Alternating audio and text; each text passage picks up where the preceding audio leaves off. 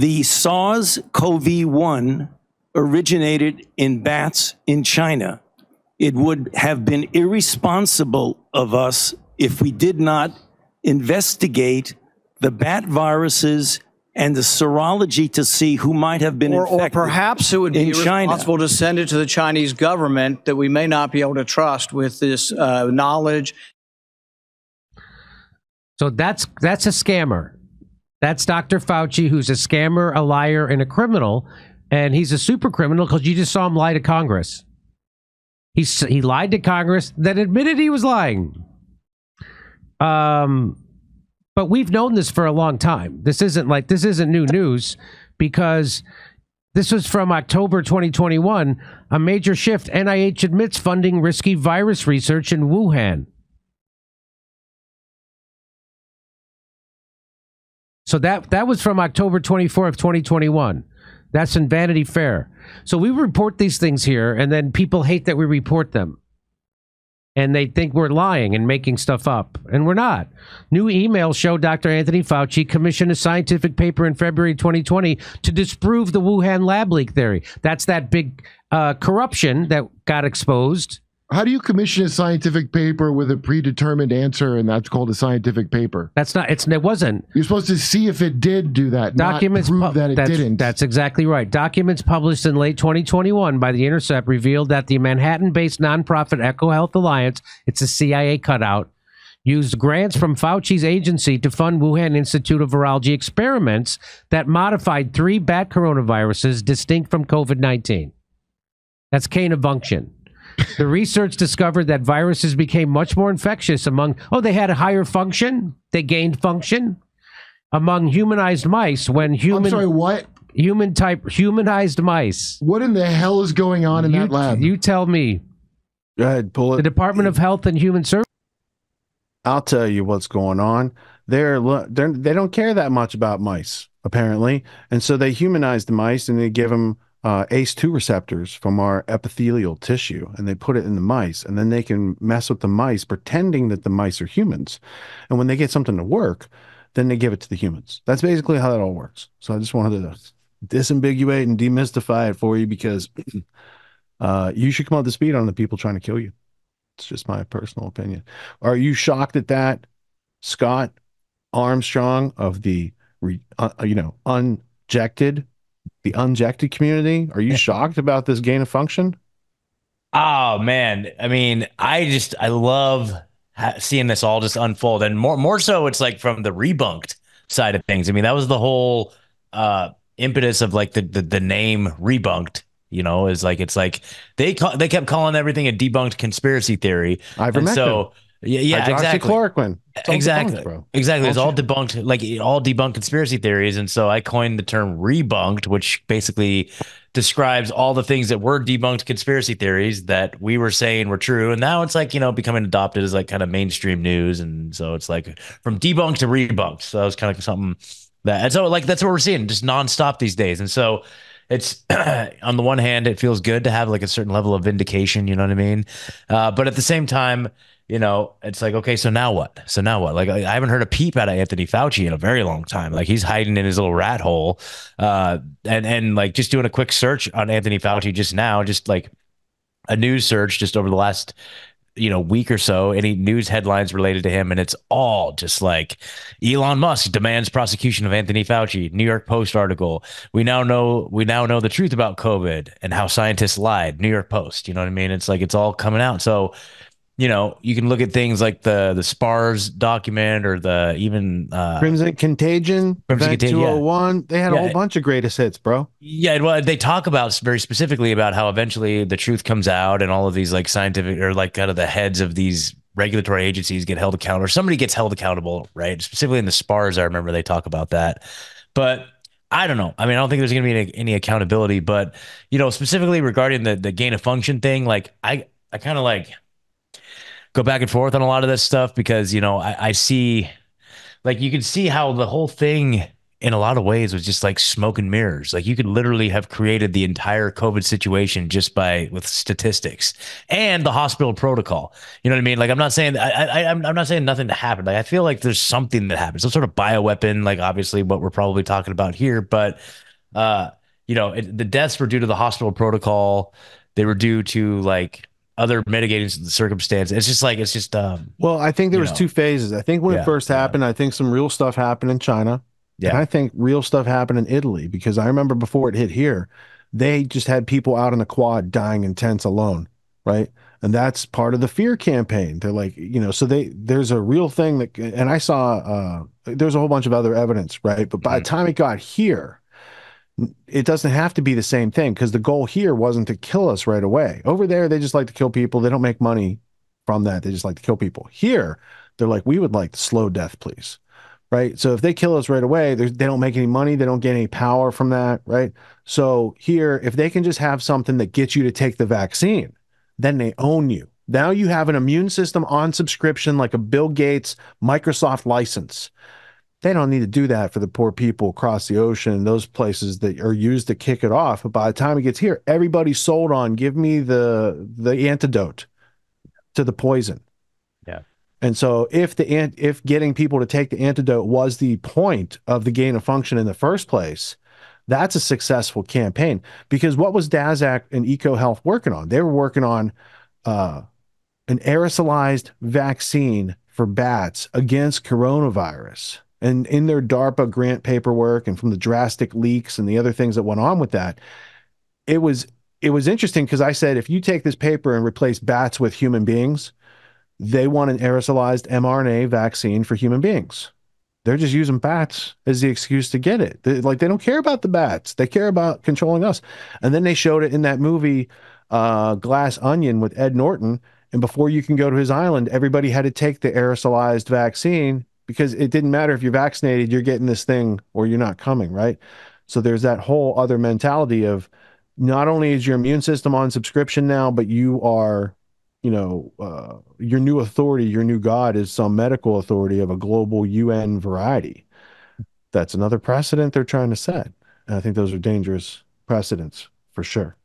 Yeah, no doubt about that. And so it's just interesting to see like kind of the veil lifting and just all this information coming out, and like there's nowhere for them to hide anymore. But as far as like the next step of there being any accountability, like I would love nothing more than to see like Anthony Fauci go to prison for all this stuff. But it's like, right, like in that clip, they're just pointing out that he's just caught in a bold-faced lie. Like, we know you were lying, you were under oath lying. We knew it back then, we know it now. Like, there's no question about it. Rewind a little bit further with the whole Trump case, where they're talking about the whole Stormy Daniels case, where it's like now CNN is even reporting that if this was anybody other than Trump, this wouldn't even be an issue. The only reason why this is happening is because it's Donald Trump, which means this is legitimate political persecution, which means, this is like nothing new to anybody. But, if the shoe is on the other foot, here we have situations of actual crimes that were committed in Congress. These are actual things that somebody should be held accountable for, and they're not. Like the Ashley Biden journal, like something should be done about. What about the Hunter Biden laptop? That guy's the father of our country, and all these other shenanigans are going on. I don't think it's a good look. I think we could do better.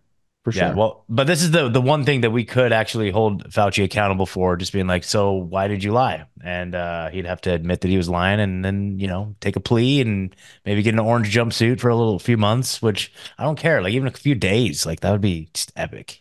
I want to see that mugshot. I would wear that mugshot on a shirt. I'd take a public Fauci, apology. Dude. Like, it doesn't do any good to put that guy. Like, let's just take away his power of persuasion by, let's just put it where it is. That's it. That's it. Guy. That's it. Well, in the meantime, I think just continuing to discredit these people and eliminate their authority moving forward. So whatever it is they try to do next, we can just refer back to these and just say, well, it's brought to you by the guys who brought you all this and this and this, So we just got to keep hammering this information out there. Although I might have to recant. I don't know if I accept apology only from Fauci. I was just thinking, he's getting on in years. It doesn't do any good to put him in prison. But on the flip side, am I willing to give P. Diddy an apology? Because he just apologized. Am I willing to buy into that? No, I'm not. And then I thought, Fauci killed a lot more people than P. Diddy ever could have. So fuck him too. So Good point. I wish them well. Isn't that what Trump said about Ghislaine? Yeah. That was the kiss off. People said like they oh, he's supporting. I'm like, dude, that's like the kiss Corleone gives to Fredo right before they put him in the lake.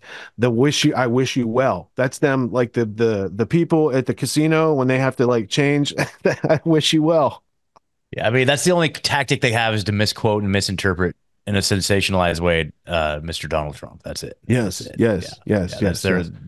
And people are starting to realize that too, man. Like, I'm not like a big Trump guy, like not at all, man. I got my make milk raw again hat on in honor of all of the bird flu that they're trying to demonize raw milk.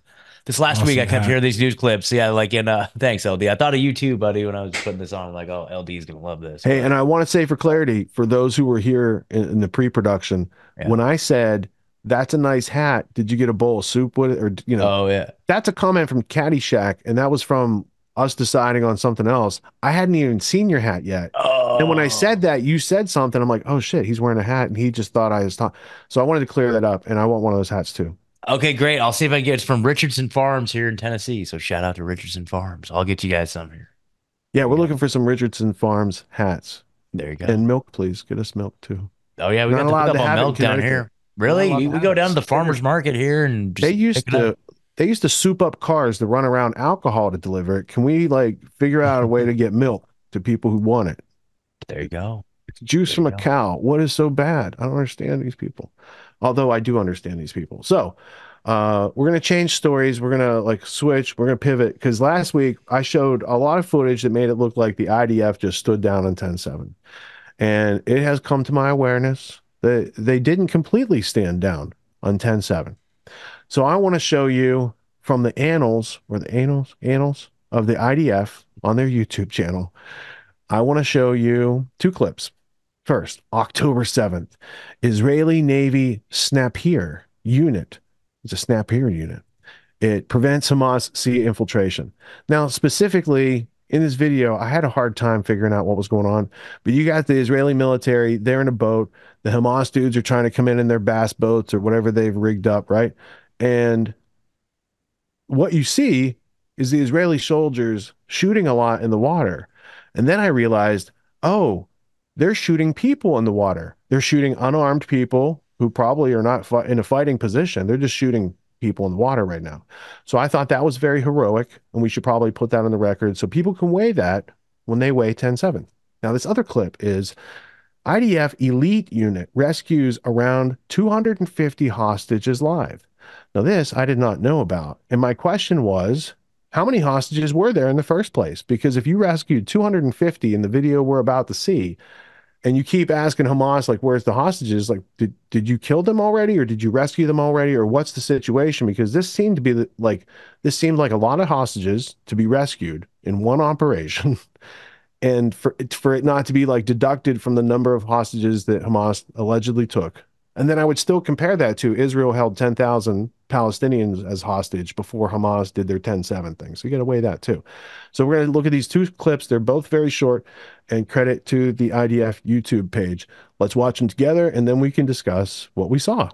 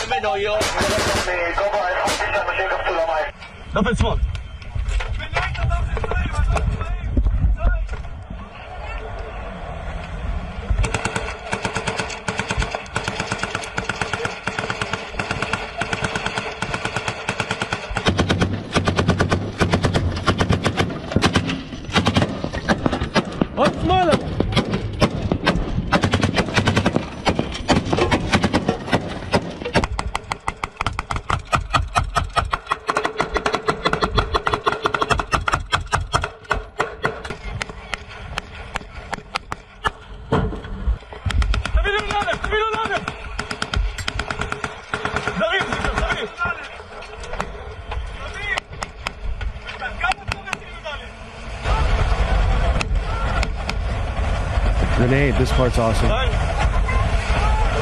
Boom.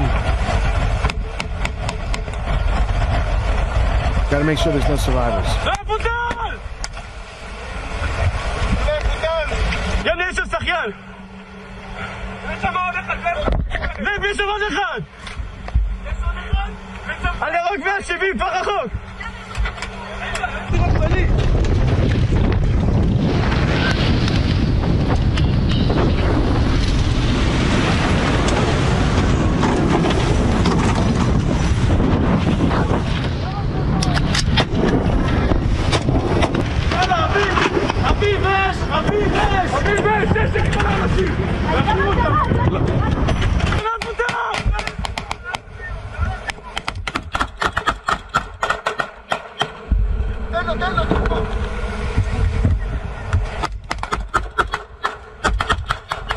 All right, LD, just pause that one.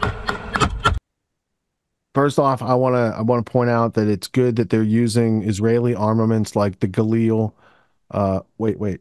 No, those are American weapons. Sorry, on that boat. So you had like a Barrett 50 cal, and you had them using M4s or the like. Those might have been older models. So there wasn't a total stand down on the So Gaza is bordered by the 22-mile, 20-foot high fence by 5 miles, and then the Mediterranean. And so they go out into the ocean and they could come around and attack the Israeli military base. So when you attack the military base, those guys weren't told to stand down. They got on their boats. They went out and returned fire. And they have much more ferocious weapons than what the other side had, apparently. And good for IDF for defending their seacoast. And I'm sure it's not a war crime to shoot people who are unarmed in the water after such incidents, because it was okay for USS Liberty, so I'm sure it's okay now. Let's go ahead to that second clip, LD, because I want to see the 250 hostages alive that these guys rescued, because that's pretty badass.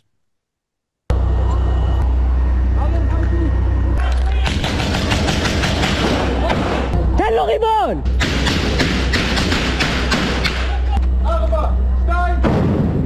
לחצו, תחפה עלינו החוצים. יש?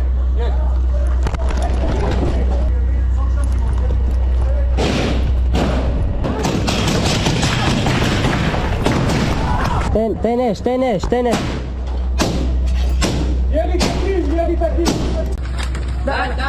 מוסר. לפה. שים עליו אקדח. אני טוב. בוא. תגידו שמו ישראל! צה"ל! שייטת! שערו בבוקר! אנחנו באים! מטפל בכיר, אין כולם בכיר. אחי, אני איתך, באתי להציל אותך. יאללה, בוא, הכל בסדר. מה אתה צריך? טיפול ראשוני, יש מי שצריך משהו? תעלו אותו למעלה, עוד למעלה. ימינה!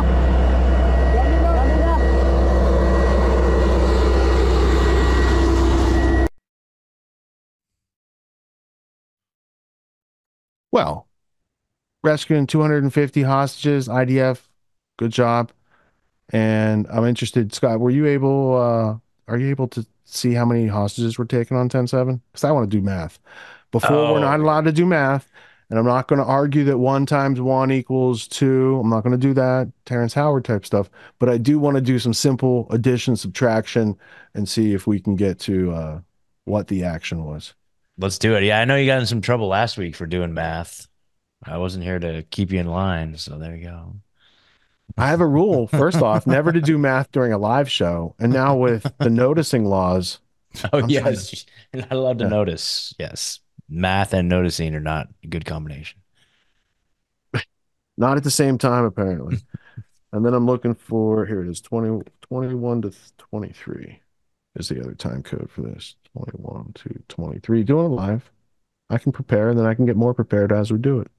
All right, so that should work for that. So yeah, it says, so I just did a quick search here. There's I've been using this one website, like, I don't know, like it's perplexity.ai. Have you guys ever heard of that? It's like it's kind of like a search engine. It's kind of like ChatGPT-ish style, but it's all current events. So it's like, how ChatGPT like cuts off like before 2022, but perplexity.ai is actually really useful. You could type in a question and it shows you all the current events, and it's got citations and all the you might like it. It's got like the the footnoted citations to everything that it's talking about. You can pull up the article. So I just typed in like how many Israeli hostages were taken on 10/7. It says, according to search results, Hamas militants took at least 200 hostages. So we just saw them rescue 250 according to the IDF's own YouTube page. Yeah. So again, when they continue to demand hostages back and Hamas says, we don't have any hostages alive to give you back, I think Israel gave a number for like the maximum Hamas could have taken had they not killed them in the Hannibal directive and had some other things not gone on that kind of like what Hamas did was bad, but the IDF might have said, we can use these friendly fire deaths to our convenience and make it look like to the world these people took more hostages than they actually had. And then also, at the same time, you're not allowed to talk about the Palestinian hostages that Israel holds because that's anti-Semitic and it's blood libel and you're a Jew hater. So just know the boundaries. Yep, exactly. Let's see how many Palestinian hostages have been taken in the most recent conflict.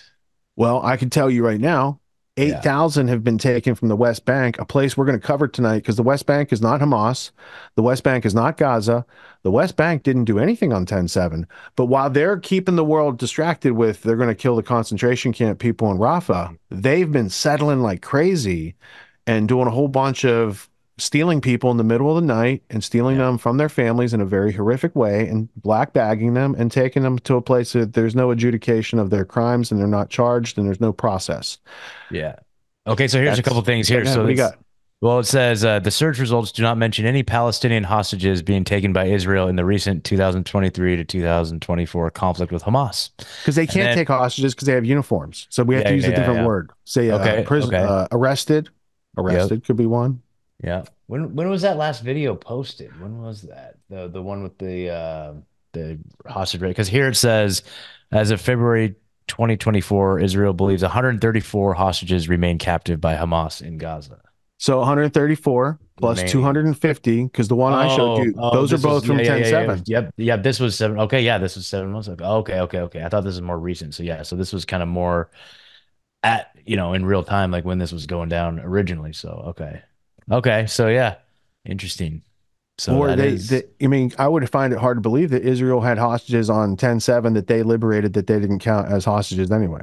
But it's just an interesting math problem. And there might not be anything to it. There might not be anything to it. However, I did a presentation this past week and it was like a pre-taping because here's how it lays out. I got a call from Ed Griffin. He wanted me to speak at the Red Pill Expo. I'm teaching right now. I can't travel. And this happens every year. I get an invite and then I have to tell him like I can't make it. And I tell him it's hard for me to do anything on stage in 45 minutes. I can't it's like succinctness is not my thing. So what I did this year is I made him an offer he can't refuse. I said, I really have a specific understanding I can deliver to your audience. And we talked about the topic and he said, I love it. And I said, good. And it's going to take at least an hour and a half. So it's good that I would do it pre-taped and you show it to the people who buy tickets before they get to the event. So everybody gets to see it and everyone gets to go to the event, kind of being on the same page and having it something interesting to talk about. Hey, did you see that movie? What did you think about this evidence and this and that, right? So in order to get that done, so I said yes. And then it's like, you need to get it done before Red Pill. So I had to set a date. And then because I set a date, I had to put the presentation together. In my case, I ended up doing everything in one day. So it was like a 15-hour day. I started in the morning. I took my note cards. I made all the slides. And then I spent 4 hours that night giving the presentation. So that's my estimate. I thought it was an hour and a half talk. It was a 4-hour talk. So we've got that. It's being edited. It's going to go to the Red Pill audience as an exclusive until the event. And then we will, I don't know if we want to air the thing here. I don't know how we're going to do it, but we'll release it so you guys can see it. That's the point. And going through that was like a great, growth experience and challenge. Can I get all this stuff down into a line of thought and back it with the evidence? And then over this weekend, I watched Corbett's Meet Bibi Netanyahu, and he used a whole bunch of the same evidence that I had just put in that presentation. And so I was like, that's cool, because it gives me confidence. Like when one of my wingmen out there can see the same thing that I'm seeing, it's like, you see that too? And I didn't even watch his and he didn't watch mine. And it's like, we can both pick up on that. That's yay freedom right there. So I'm excited for that content to express itself out into the public. But until then, I want to give you more context around it. For instance, I opened it up with a Benjamin Friedman quote. And a lot of people don't know who Benjamin Friedman was, because he's passed away now. And the way I'll shape it out is like this. First off, the entire speech that we're about to play a clip from, we've played in an episode before, probably 6 months or a year ago, because it's important in its entirety. But I was re-listening to it this week, and in the first 10 minutes, everything he talked about was the Palestine problem. And if we don't fix this, it's going to cause World War III. And so with the, dude from Iran dropping out of the sky and them trying to create World War III alongside this Palestinian situation, I'm like, let's bring back Benjamin Friedman. Let's hear what he had to say. And then there was another time code in there that pertained to, I don't have the note for it, but I had the time code. So we'll listen to it together and we'll see what it pertains to. Here's who this guy is. Benjamin Friedman was the president of the Woodbury Soap Company back in the World War I. There's no TV. There's only radio. And your favorite show is sponsored by the Woodbury Soap Company. This is where soap operas come from. So he took his company, he advertised by bringing people entertainment. He made a lot of money, and he was part of the Zionist contingent at Versailles. So he was there when they're cutting the treaty and cutting the deal. And his quote that I used was, "I should know, I was there." And so he tells you this. So in the 1940s, he understands the Zionist plan that's unfolding, and he separates himself from it, and he converts to Catholicism. He then takes all his money, his entire fortune, and puts it toward getting this message out to the public. He spends like 20 years doing that. So by the time you hear this speech, 1961, Willard Hotel, the entirety with Q&A is like an hour and a half. He talks in the Q&A how he's broke at this point, and that if you want freedom, you guys are going to have to figure this out and fund it yourself, because Daddy Warbucks is all broke and nobody's hearing him back then. He talks about how JFK had just met with the Zionists and was pushing back against this. Like, this is before JFK was whacked, possibly against the people that he said you need to register as a foreign agent or we're kicking you out, right? There's a whole bunch of those layers. So this is the first 10 minutes, and then we're listening to minutes 21 through 23, it looks like, for this clip. And this is providing insight and context into an ongoing circumstance that was noted in 1961 in very accurate terms. Still applies to what's going on today, unfortunately.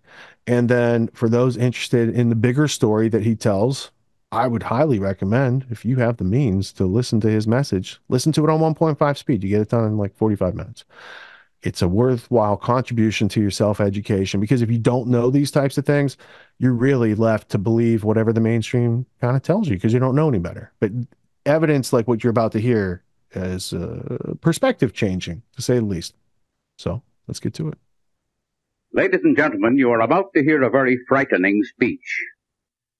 This speech is an explanation of the plans now being laid to throw the United States into a third world war.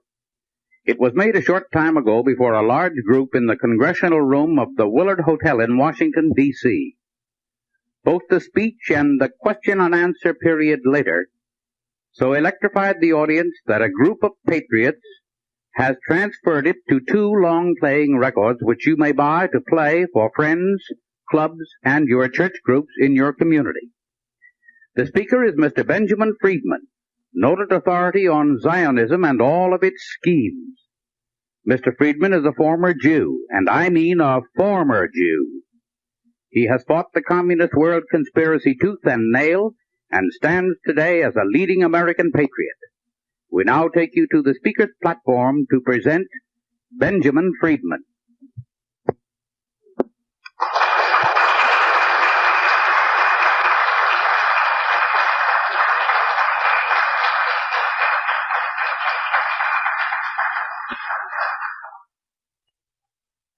What I intend to tell you tonight is something that you have never been able to learn from any other source.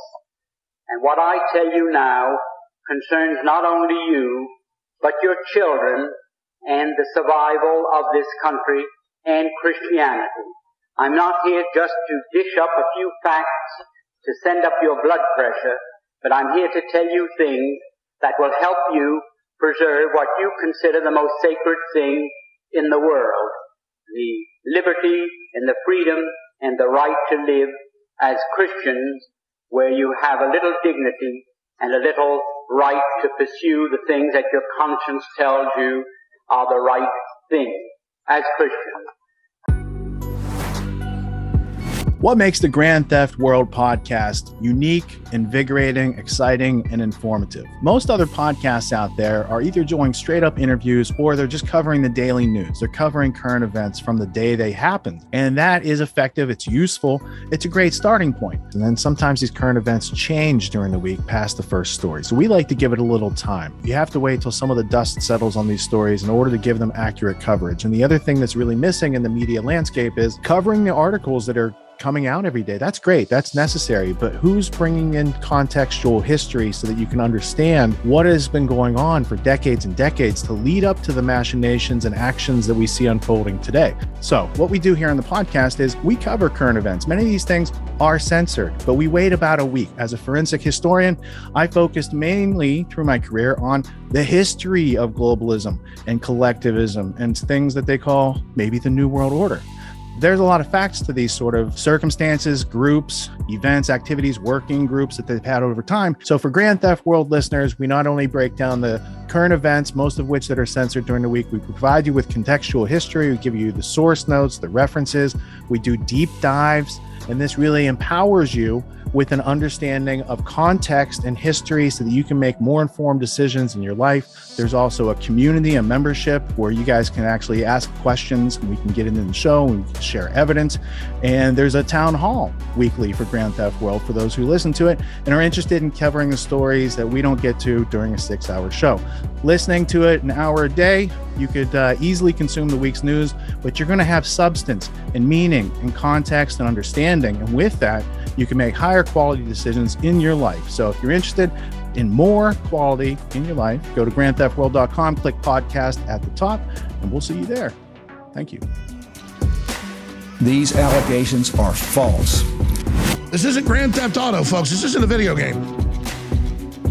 What are the most surprising things that you discovered once you started pulling on that thread? Who he was connected to, what institutions he was influential over, what events he participated in? Come on, man. What are we talking about? Come on, man. No. You don't have to think about it, dude. I got this quote because you said you didn't know much about Klaus Schwab. I made it my job to, as soon as this happened, I'm like, okay, this guy's their front man. Let me learn about the official history of the World Economic Forum. I got their 40-year history. I got every book that Klaus Schwab has written or ghostwritten. I went through those books. This is one of the most interesting passages. Come on, man.